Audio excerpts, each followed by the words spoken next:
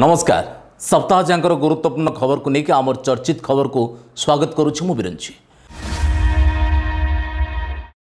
एथर चर्चार अच्छी मे 13 रे पिपिली उपनिर्वाचन आरंभ हैला नाइट कर्फ्यू धरा पड़ा हाइदर कोरोना पाई परीक्षा बंद एवं बागची बदान्यता। आम आसवा प्रथम प्रसंग को ता अच्छी मे 13 रे पिपिली रे उपनिर्वाचन सबू ठीक ठाक थिला। मात्र निर्वाचन 4 दिन पूर्व पिपिली उपनिर्वाचन पाई कांग्रेस प्रार्थी होइतिबा अजित मंगराजकर कोरोना रे आक्रांत होई देहांत होइजबा परे सबू ओलटपालट होइगला। आउ या परे उपनिर्वाचन को स्थगित रखा जाइथिला। राज्य निर्वाचन अधिकारी सुपारिश आधार रे आसंता मे 13 तारिख को स्थानीय मतदान दिन स्थिर होइछि। आसंता काली 19 तारिख संक्रांत रे विधिबद्ध विज्ञप्ति प्रकाश पाइबाकु जाउछि। जेहेतु कांग्रेस प्रार्थींकर देहांत होइछि सेतिपई ए विज्ञप्ति आधार रे केवल कांग्रेस ही नुआ प्रार्थी दब। आसंता 19 रु 26 तारिख मध्य कांग्रेस प्रार्थी नामांकन पत्र दाखल करिवे। आसंता 13 तारिख रे भोट ग्रहण होई 16 तारिख रे फल प्रकाश पाइबो। तेबे एठार प्रश्न उठुछि कांग्रेस काहाकु प्रार्थी करिवो। सुनिबाकु मिलुछि अजित को पत्नी वंदना मंगराज को प्रार्थी करा जाई पारे। ए अनुमान पछर आधार हेउछि एआईसीसी रो पूर्वतन अध्यक्ष राहुल गांधी वंदनांग सह टेलीफोन जोगे कथा होइचंदी एवं तांको परिवार पछरे दल अछि बोली प्रतिश्रुति दैचंदी। अपर पक्षरे आमे जदि देखिबा चलित उपनिर्वाचन ने पूरा बैकफुट रे थिबा कांग्रेस दल एबे अजित को देहांत परे अनेक सुविधा स्थिति को चली आछि। गोटिए पटे दिवंगत नेता प्रदीप महारथी को पाई अनुकंपा साउटुथवा बिजू जनता दल सम्मुखरे एबे अजित को मृत्यु परे आउ एक अनुकंपार पाजेरी ठिया होइछि। जदिओ ए सबु कथा को बीजेपी सेतटा गुरुत्व देउने हेले बीजेपी कहिछि पिपिली डेलांग जनता परिवर्तन और विकास चाहुचंती आउ ता केवल बीजेपी करी देखैबो आउ सेथि पई भोट आम सपक्ष रे जीवो। तेबे एठार स्मरण योग्य मे 2 तारिख को समग्र देश रे अनुष्ठित होइतिबा निर्वाचन फलाफल प्रकाश पाइबाकु जाउछि। आउ यार मध्य एक छोट प्रभाव पिपिली उपनिर्वाचन ने पड़ी पारे। जदि कांग्रेस अजित को परिवार रु काहाको प्रार्थी करे ताले बीजेपी और बीजेडी पाई निश्चित भाव में पूर्वापेक्षा लड़ई कष्टकर हेबो ता एबेठारु अनुमान करा जाउछि। एबे आसीबा द्वितीय प्रसंग को ता होछि आरंभ हैला नाइट कर्फ्यू। कोरोनार द्वितीय लहर को नहीं देशव्यापी चिंता। महाराष्ट्र, दिल्ली, छत्तीसगढ़, मध्यप्रदेश परी आम राज्य में मध्य एबे कोरोना अणात स्थिति रे। आउ यही सबू राज्य रे संक्रमण चेन को भांगिबा पाई सेठाकर राज्य सरकार लॉकडाउन शटडाउन पर निष्पत्ति नैथिबा बेले एबे ओडिशा सरकार मध्य अनुरूप पदक्षेप नबाकु जाउछंती। जदिओ राज्य सरकार 10टी सीमांत जिले में रात्रिकालीन कर्फ्यू लगेइचंती किंतु मुख्य शासन सचिवଙ୍କ घोषणा पर एबे यह बाकी 20टी जिले में मध्य कार्यकारी होबाकु जाउछि। सीमांत जिला मानकरे कटकणा को कड़ाकड़ी कर दिया जाइछि। रात्रिकालीन कर्फ्यू संध्या 6 रु सकाळ पर्यंत बलवत्तर थिबा बेले शनिवार और रविवार को संपूर्ण शटडाउन कर दिया जाइछि। बाकी 10टी जिले में मध्य पूर्वापेक्षा कटकणा को अधिक कड़ाकड़ी करा जाइछि। तेबे कोरोनार अणात स्थिति को नजर रखी राज्य सरकार धार्मिक, सामाजिक और राजनीतिक समावेश पर प्रतिबंधक लगेइचंती। यात्रा पाई मात्र 1000 लोक एवं सिनेमा हॉल पाई 50% दर्शक को नहीं अनुमति मिली। मास्क न पिंधिले दुकान को सील करा जिबाकू कड़ा चेतावनी दिया जाइछि। समस्त अंतरराज्य बस सेवा को बंद कर दिया जाइछि। रेल और विमान चलाचल पर खूब शीघ्र केंद्र सरकार बड़ रकमर कटकणा लगे पारती बोली अनुमान करा जाउछि। आउ एभली स्थिति रे एबे समस्तंकर चिंता रात्रिकालीन कर्फ्यू को लेकिन वर्षे तले कोरोना को नहीं जो व्यस्तता और भय देखा जाइतिला एबे ताहार 2 गुणा देखबाकू मिलिछि।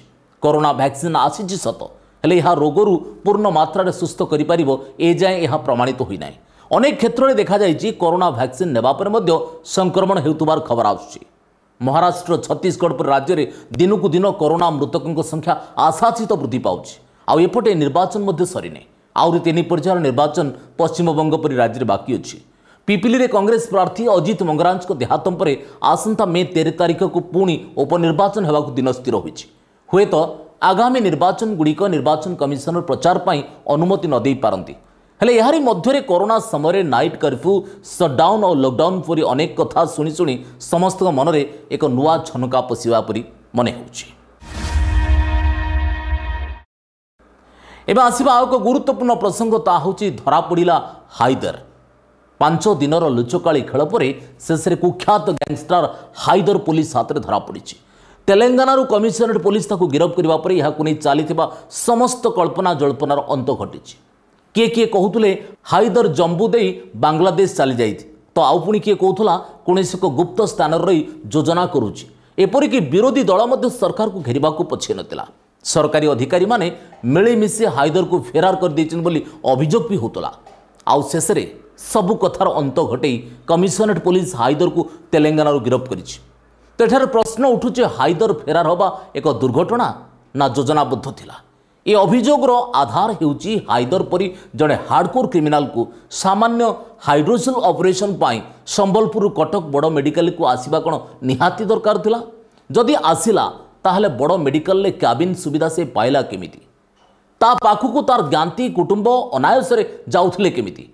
तो एथुरु बुझिबाकू पड़िबो बोधुए हाइदर को जानी शुणी खसई देबा पई एक मस्त बड़ षडयंत्र थिला। तेबे घटना जा भी होना कहीं राज्य में जेल भितर सजा काटुवा अन्य क्रिमिनाल मान प्रति सरकार केते सतर्क दृष्टि रखिंट ता हाइदर घटनारू शिक्षा मिला। एवं आसवा आउ एक गुरुत्वपूर्ण प्रसंग ता हूँ कोरोना पाई परीक्षा बंद। कोरोनार द्रुत संक्रमण पाई चलित वर्ष हाईस्कूल परीक्षा को बातिल एवं युक्त 2 परीक्षा को स्थगित रखा सरकार निष्पत्ति नहीं। केंद्र सरकार कोरोना महामारी को दृष्टि रखी सीबीएसई द्वारा परिचालित 10वीं परीक्षा को बातिल करने सह द्वादश श्रेणी परीक्षा को स्थगित घोषणा करने पर राज्य सरकार अनुरूप भाव में राज्य माध्यमिक बोर्ड एवं उच्च माध्यमिक बोर्ड द्वारा परिचालित 10वीं और द्वादश परीक्षा को बंद कर। चलित वर्ष कोरोना द्वारा सबुठारु अधिक प्रभावित होइছে राज्यर शिक्षा व्यवस्था। गत वर्ष तमाम पाठपढ़ा बंद रहिबा परे गत जनवरी मास 8 तारिख राज्यर समस्त स्कूल कॉलेज स्वाभाविक ढंग से चलुला।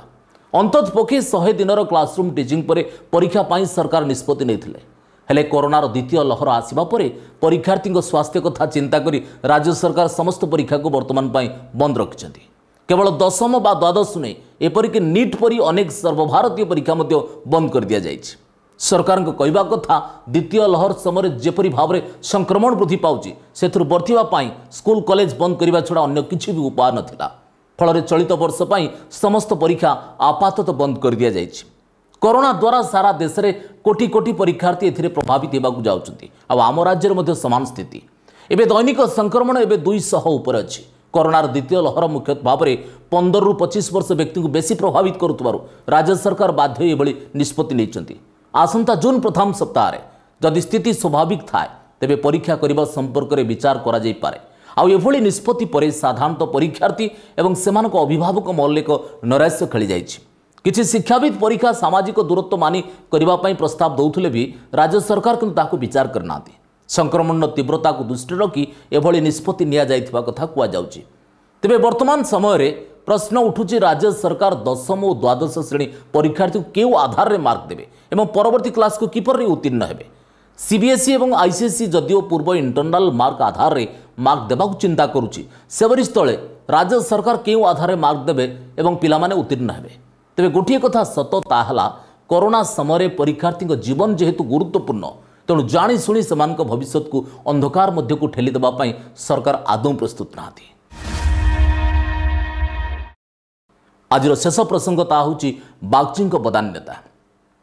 ओडिशार विश्वस्तरीय कैंसर हॉस्पिटल हम आउ राज्यवासी एणिकी कैंसर परी दुरारोग्य व्याधि पे अन्य राज्य को जीवाक पड़बनी एभली कथा सुनिबा को मिली गत सप्ताह रे। दक्षता विकास कार्यक्रम रे राज्यर मुख्य सुब्रत बागची और ताक पत्नी मो स्कूल अभियान अध्यक्षा श्रीमती सुस्मिता बागची उभय राज्य सरकार को 210 कोटी टंकार दान करिसेंति। एक कथा सेतबेले पदाकू आसला जेतबेले मानवर मुख्यमंत्री अध्यक्षतार स्वतंत्र कैबिनेट एथिपाई मुक्तरे राजधानी रे जमी तथा अन्यान्य आनुषंगिक सहयोग जोगैदेवाई घोषणा करा जायथिला। ए खबर सुनिबा परे एबे राज्यव्यापी बागची दंपति को लेकर आलोचना आरंभ हो जाइए। समस्त मुहरे बागची दंपति भूरी भूरी प्रशंसा तांकरे बदान्यता को नहीं। जड़े सूचना प्रजुक्ति विद्यार पारंगम मनीष दक्षता विकास परी योजना को राज्य में आगे नेबारे जहांकर सबुठारु बड़ भूमिका तांकर एभली बदान्यता समस्त उदाहरण सृष्टि करिछि। कोरोना मुकाबला रे बागची प्रेरणादायी वक्तव्य समस्त गोटे समय बेस मंत्रमुग्ध कर दौला। आउ एबे समस्ते कुआकुई होउचंदी बागची महोदय प्रकृतिर ओडिशावासी बंधु। एकथा कहवा पछर आधार आज जाए राज्य में जहाँ होई नथिला ता बागची दंपति उद्यम पर आरंभ होगा जाउछि। जदिओ यह किसी व्यक्ति भिन्न दृष्टि देखुं से कहवा कथा बागची दंपति एत अर्थ आणिले कौटू तांकर रोजगार प्रकृत सूत्र कौन एत अर्थ रोजगार उचित रास्तार होइछि ना आउ किछि जदि एतिकी दान करिपारुछन ताने तांको पाखरे आउ अछि केते ए योजना पछरे बागची महोदयଙ୍କର କିଛି ଭିନ୍ନ ମସୁଦା ନାହିଁ ତ ଅତୀତରେ ଅଚ୍ୟୁତ ସାମନ୍ତଙ୍କ ପରି ବ୍ୟକ୍ତି ରାଜ୍ୟ ସରକାରଙ୍କ ଠାରୁ ମୁକ୍ତରେ ଜମି ଆଉ ସୁବିଧା ହାତେଇ ଏବେ ରାଜନୀତି ଆଉ ସମାଜସେବୀ ଭାବରେ ଶିକ୍ଷା ଜଗତରେ ମଧ୍ୟ ପ୍ରତିଷ୍ଠା ଲାଭ କରିଛନ୍ତି ଆଉ ବାଗଚୀ ମହୋଦୟ ସେହିପରି ଅଚ୍ୟୁତଙ୍କ ରାସ୍ତା ଆପଣେଇ ଭବିଷ୍ୟତରେ ରାଜ୍ୟ ରାଜନୀତିରେ ନିଜର ପତିଆରା ଜମିବା ପାଇଁ ଯୋଜନା କରୁନାହାନ୍ତି ତ ତେବେ ଯୋଜନା ଯାହା ବି ହେଉନା କାହିଁକି ଓଡ଼ିଶାବାସୀଙ୍କ ପାଇଁ ବାଗଚୀ ଦମ୍ପତି ଏତେ ବଡ଼ ଏକ କ୍ୟାନ୍ସର ହସ୍ପିଟାଲ ନିର୍ମାଣ ପାଇଁ ଚିନ୍ତା କରିବା ସତରେ ପ୍ରଶଂସାଯୋଗ୍ୟ। तेज आज चर्चित खबर को ये रखुचु पुणी देखा आसंता सप्ताह आउ किसी गुरुत्वपूर्ण प्रसंग नहीं से पर्यंत रोचु नमस्कार।